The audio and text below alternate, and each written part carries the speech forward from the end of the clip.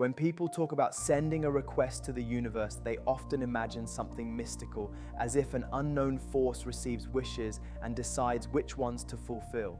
If we strip away the mysticism and look at this process from a popular science perspective, it becomes clear that we are dealing with the work of the human brain, psyche, and behavior. The first step in this process is forming an intention. Intention is not just a desire. A desire can be vague, emotional, or contradictory. Intention, on the other hand, is a structured thought that includes a goal, motivation, and readiness to act. In cognitive psychology, intention is viewed as a key element that activates the prefrontal cortex, the part of the brain responsible for planning and behavioral control. When a person forms an intention, they literally switch on the neural networks that allow them to move toward a goal. Imagine a spotlight. Desire is a weak, diffuse light that illuminates everything but does not linger on anything. Intention is a narrow, bright beam aimed at a specific point. The brain starts noticing what this beam is directed at, a phenomenon called selective attention. This explains why after buying a certain car model, you suddenly start seeing it everywhere. There are not more cars. Your brain is tuned to that signal. When you form an intention, you begin to notice opportunities, information, people, and circumstances that previously passed you by. This is not magic, it is data filtering, because the brain receives millions of units of information every second, but lets only a small portion into consciousness. Intention must be internally consistent, because if you say, "I want to change my life," but feel fear or doubt, the brain receives conflicting signals. In neuropsychology, this is called cognitive conflict, and it leads to only partial activation of motivational centers. As a result, a person seems to want change but does nothing. That is why forming an intention begins with an honest analysis of 1S motives. Why do I want this? What lies behind my desire? Is this my goal or something imposed by society? Studies show that internally motivated goals are achieved far more often than externally imposed ones. When a goal aligns with internal values, the brain's reward system activates and a person experiences pleasure from the process of moving toward the goal. Clarity is another important aspect because the brain does not work well with uncertainty. If a goal is vague, the neural networks responsible for planning cannot build a route. That is why intention must be clear, specific, and understandable. Not "I want to be happy," but "I want to improve the quality of my relationships." Clarity also means understanding what you are ready to do to achieve the goal, because intention is always action. If you formulate a goal but are not ready to change behavior, the brain perceives it as a fantasy rather than a task. Neuroplasticity explains that the brain changes only when behavior changes, and without action there is no restructuring of neural connections. Research shows that the very act of forming an intention already triggers changes in the brain by activating areas associated with self-regulation and forecasting. This creates an anticipation of the result effect, which increases motivation. But this effect is short-lived and must be supported by action. Forming an intention is not a ritual or magic, but a scientifically explainable process involving attention, motivation, cognitive filters, and neural networks. When a person forms a clear, internally consistent intention, they create a structure in the brain that helps them notice opportunities, make decisions, and move toward their goal. This is the first step toward what many call a request to the universe. When a person says they want change, a better life, or success, it sounds appealing, but from a scientific perspective, such statements are useless. The brain cannot work with abstractions. It requires specificity. And this is exactly why a precise formulation of a goal is the second fundamental step in what many call a request to the universe. In reality, it is not a request to something external, but a tuning of internal cognitive mechanisms that determine how we perceive the world and what decisions we make. Scientific research confirms the more specific the goal, the higher the likelihood of achieving it. This is because a specific goal activates the so-called goal-directed behavior system, a network of brain regions, including the prefrontal cortex, the cingulate gyrus, and the basal ganglia. These structures are responsible for planning impulse control and sequencing actions. When a goal is clear, this system works like a navigator. It helps select the right steps and ignore distractions. But what does precise formulation actually mean? In popular science literature, the SMART principle is often mentioned, a method used by psychologists, coaches, managers, and behavioral researchers. According to this principle, a goal must be specific, measurable, achievable, relevant, time-bound. This approach is neither magical nor philosophical. It is based on observations of how people make decisions and how the brain responds to different types of tasks. When a goal meets these criteria, the brain perceives it as a real task rather than a fantasy. For example, the phrase "I want more money" is too abstract. The brain does not understand what more means, how much more, by when, in what way. As a result, a person may feel desire but take no action. But if the goal is formulated as "I am increasing my income by 20% within 6 months, the brain receives a concrete reference point. It begins to search for ways to achieve the result: new skills, opportunities, contacts, solutions. It is not the universe sending chances, it is the brain adjusting its attention filters. Interestingly, a precise goal formulation affects not only behavior, but also emotional state. When a goal is clear, a person feels in control. This reduces anxiety and activates the dopamine system, the very one responsible for motivation and the feeling of progress. Dopamine is released not only when the result is achieved, but also during movement toward it. That is why a clear goal literally makes the path more enjoyable. However, another aspect must be considered: the goal must be realistic. This does not mean thinking small, it means the brain must believe the result is attainable. If a goal is too far from the current state, cognitive dissonance arises, an internal conflict between the desired and the real. This conflict causes stress and reduces motivation. That is why large goals are best broken into stages. This creates a ladder effect. Each step is achievable, and the cumulative result can be very significant. Another important point is the connection between the goal and personal values. Scientific studies show that goals aligned with a person's internal beliefs are achieved far more often. This is because such goals activate internal motivation rather than external. Internal motivation is the most stable. It does not depend on external circumstances, others' opinions, or fleeting emotions. It comes from within, and it is what ensures long-term progress. A precise goal formulation also helps combat procrastination. When a task is clear, the brain perceives it as doable. When a task is vague, the brain perceives it as a threat, too uncertain, too complex, too abstract. As a result, a person postpones it, even if they genuinely want change. Specificity reduces internal resistance. Popular science books often use the example of travel. If you say, "I want to go somewhere," you will never buy a ticket. But if you say, "I am flying to Tokyo on August 15th, the brain starts working, searching for tickets, planning a budget, studying routes. The same happens with any goal. Specificity turns a dream into a plan. Thus, a precise goal formulation is not just a nice piece of advice. It is a scientifically grounded tool that helps the brain work more effectively. When a goal is clear, measurable, realistic, and meaningful, the brain activates mechanisms of attention, motivation, and planning. And this is what creates the feeling that the universe responds. In reality, it is your own neural system responding, the one that begins to work in the right direction. When people say that to make a wish come true, you need to feel the result in advance, it often sounds like an esoteric piece of advice. If we look at this process through the lens of neurobiology and the psychology of emotions, it becomes clear that concrete brain mechanisms determine how effectively a person moves toward their goal.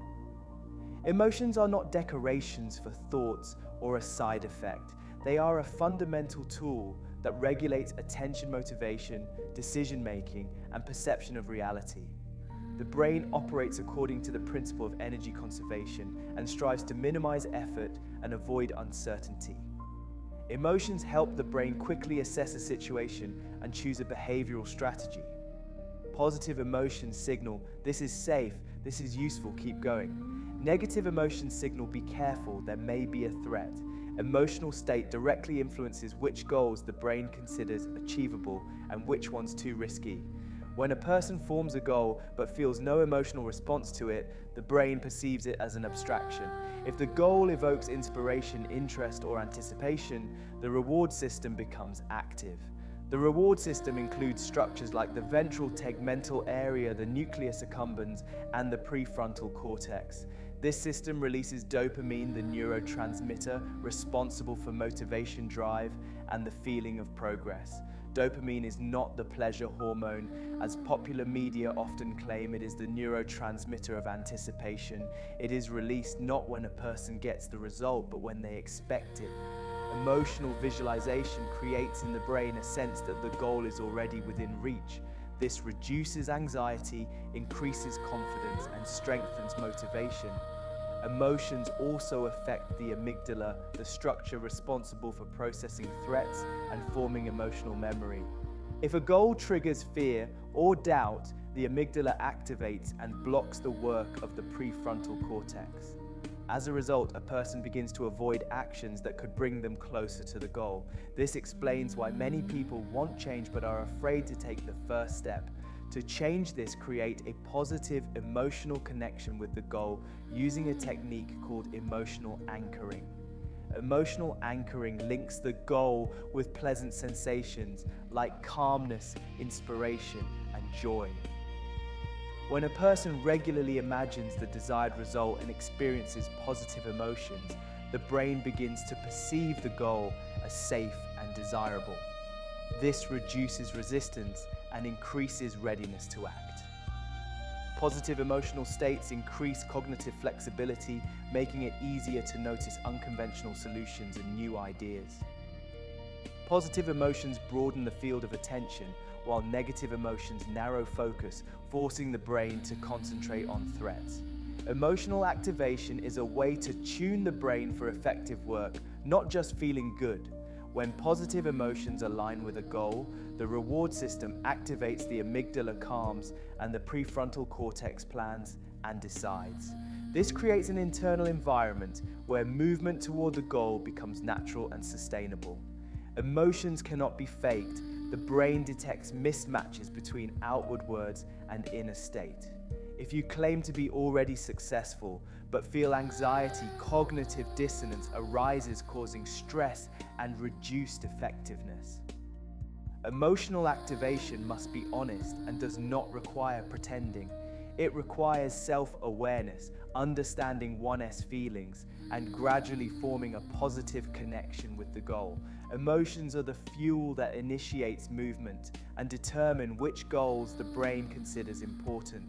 This is why emotional activation is the third key step in the process. Many call a request to the universe. In reality, it is a request to one's own brain to make the goal meaningful. When the brain accepts this request, it begins to work as if the result is already possible. When a person says they are making a request to the universe, they often imply that after this they simply need to wait. But from a scientific point of view, waiting is the least reliable way to achieve a result. The brain and the environment respond not to thoughts themselves, but to behavior. It is action that launches the chain of events leading to change. And if the previous chapters were devoted to internal work, forming intention, precisely defining the goal, and emotional activation, now comes the moment when internal processes must turn into external ones. Behavior is the language through which a person interacts with the world. In cognitive behavioral psychology, there is a principle: Thought creates direction, action creates movement. Even the strongest intention remains just an idea if no concrete step follows. The brain is built in such a way that it begins to perceive a goal as real only when a person takes action, even minimal action. This is connected to the mechanism of neuroplasticity, the brain's ability to reorganize its connections in response to experience. Experience is action. Without action, the brain does not change. Interestingly, an action does not have to be big. On the contrary, research shows that small steps work better than sudden leaps. This is because major changes trigger stress. When a person tries to drastically change their life, the amygdala, the brain structure responsible for threat detection, becomes activated.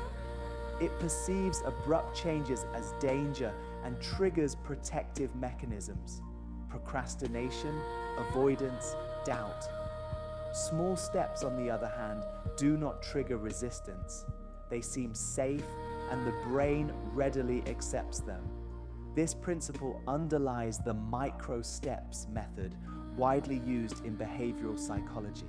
Its essence is simple: break a large goal into minimal actions that can be performed effortlessly. For example, if a person wants to start exercising, the first step may not be go to the gym 3 times a week, but put on sports clothes. This action seems so simple that the brain does not resist, but it triggers a chain. Once dressed, the person is more likely to take another step, go for a walk, do a warm-up, complete a short workout. The brain receives the signal, "We are moving," and this signal strengthens motivation. Actions also influence self-esteem. When a person takes a step, even a small one, they strengthen their belief in their own abilities. This is connected to the concept of self-efficacy, developed by Albert Bandura. Self-efficacy is the confidence that a person can influence their life. It is formed not from thoughts, but from experience. Each completed step is proof that the person can act, and the more such proofs, the higher the self-efficacy. High self-efficacy is one of the strongest predictors of success, but there is another important aspect. Actions create opportunities. When a person begins to move, they interact with the environment. They meet people, encounter new situations, and receive information that would be impossible to obtain while staying still. This creates an effect sometimes called dynamic luck in popular science literature. Luck is not randomness, but the result of activity. The more actions, the more points of contact with the world, and the higher the probability that the right opportunity will arise. Behavioral steps also help combat internal resistance. When a person thinks for a long time but does not act, the brain begins to perceive the goal as something distant and difficult. This causes anxiety and reduces motivation.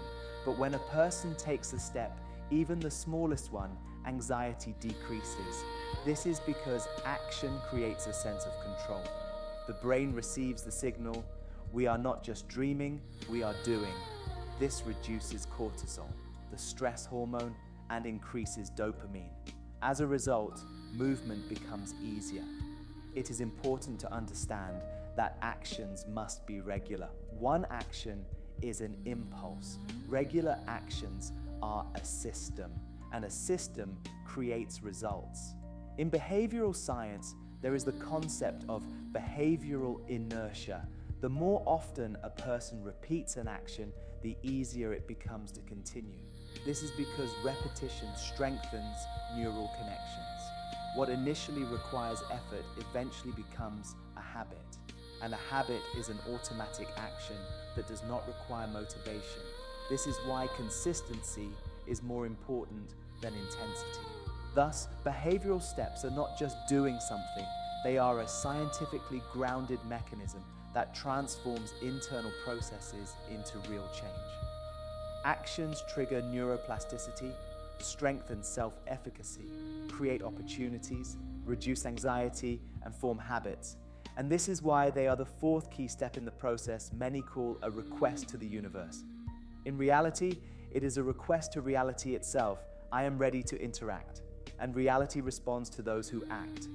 When a person has completed the inner work of setting an intention, defining a goal, emotionally activating it, and beginning to act, they reach a paradoxical stage. At that point, they need to let go. At first glance, this sounds illogical because it seems wrong to let go of something you are striving for. From the perspectives of psychology, neurobiology, and self-regulation theory, it becomes clear that letting go is not abandoning the goal but shifting into optimal internal functioning.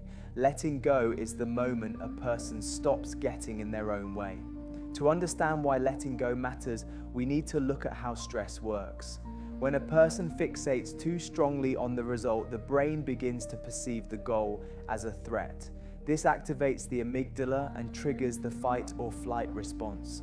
Cortisol is released into the bloodstream, which helps deal with danger, but when elevated for long periods, it impairs cognitive functions.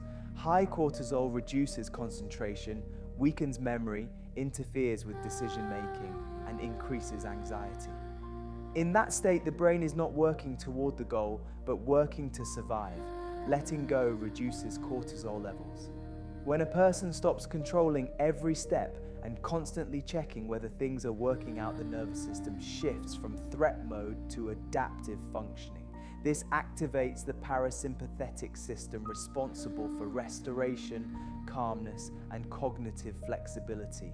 In this state, the prefrontal cortex works better, so a person makes more accurate decisions, notices opportunities, and adapts more easily to change. But letting go is not passivity, it is a state of trust. Cognitive flexibility is the ability to switch strategies, see alternatives, and find new solutions. When a person is too attached to a single scenario, their cognitive flexibility decreases and they stop noticing other paths. Letting go expands perception, like loosening a string that has been pulled too tight, so it begins to resonate more clearly.